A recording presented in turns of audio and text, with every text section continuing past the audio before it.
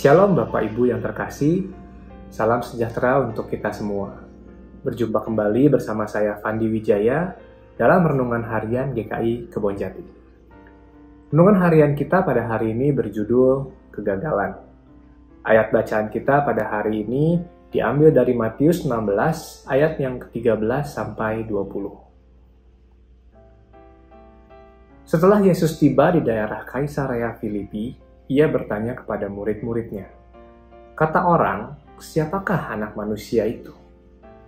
Jawab mereka, "Ada yang mengatakan Yohanes Pembaptis, ada juga yang mengatakan Elia, dan ada pula yang mengatakan Yeremia atau salah satu dari para nabi."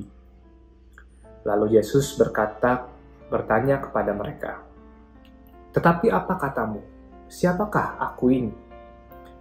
Jawab Simon Petrus, "Engkau adalah Mesias, anak Allah yang hidup." Kata Yesus kepadanya, "Berbahagialah engkau Simon bin Yunus, sebab bukan manusia yang mengatakan itu kepadamu, melainkan Bapa-Ku yang di surga.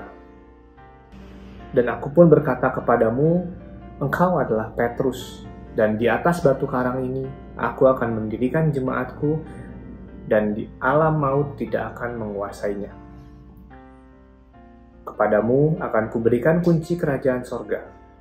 Apa yang kau ikat di dunia ini akan terikat di sorga, dan apa yang kau lepaskan di dunia ini akan terlepas di surga."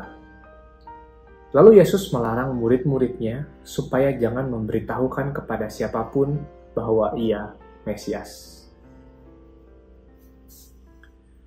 Ada cerita tentang seorang anak lelaki bernama Jackson yang memiliki cita-cita menjadi anggota pasukan khusus Angkatan Laut.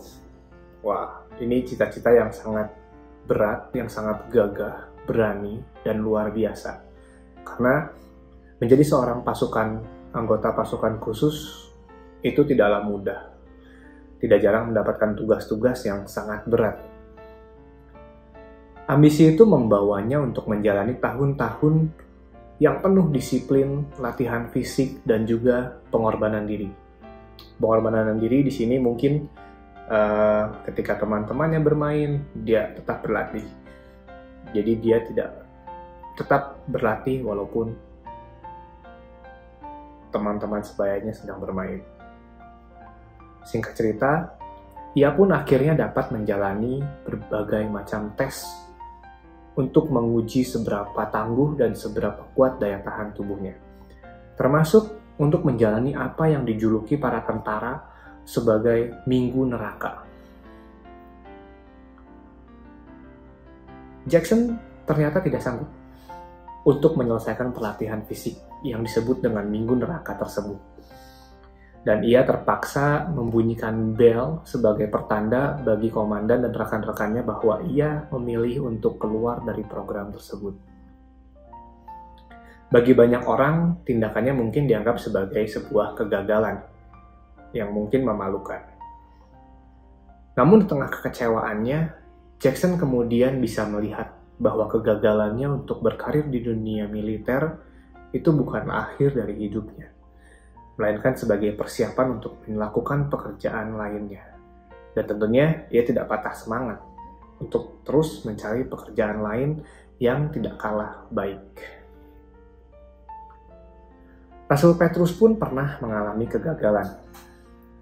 Ia pernah dengan gagah berani menyatakan tetap setia kepada Yesus, sekalipun harus masuk penjara atau mati. Namun kemudian ia menangis pahit karena telah mengenal Yesus. Akan tetapi Allah memiliki rencana atas hidup Petrus setelah kegagalannya. Sebelum penyangkalan Petrus, Yesus berkata kepadanya, "Aku pun berkata kepadamu, engkau adalah Petrus, dan di atas batu karang ini aku akan mendirikan jemaatku, dan alam maut tidak akan menguasainya."